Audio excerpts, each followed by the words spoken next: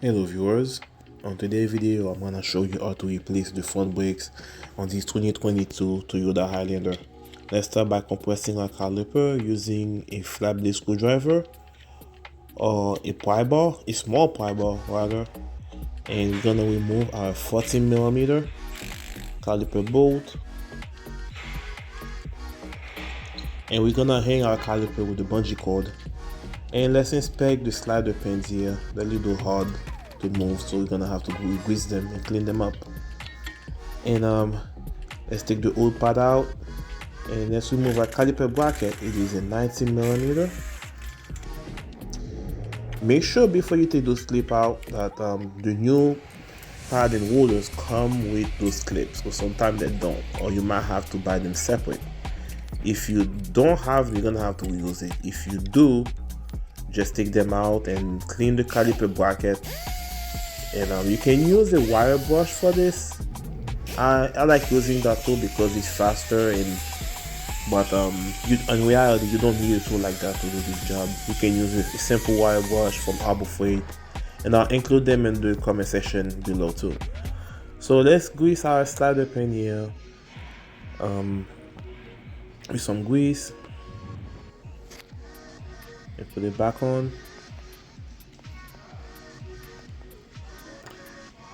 Do the same thing for the other one. Now let's install the new clip. Pay attention to the orientation here. You see how I put them? That's exactly how they should be.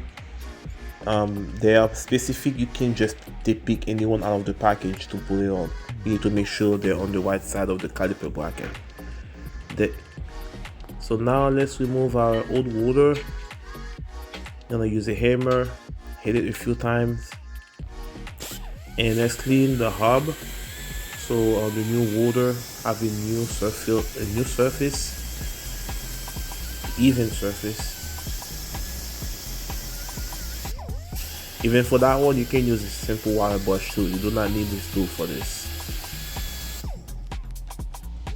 So let's clean your new rotor. You can use soap and water. I'm using brake clean to clean it up. I'll add those things in the comment section below too. Let's secure the rotor in place and clean the other side. And now we're gonna install the bracket. Good. And we're gonna put those clips back on. Sometimes you might have to remove those clips from the old pad to put it on the new pad if you don't have them.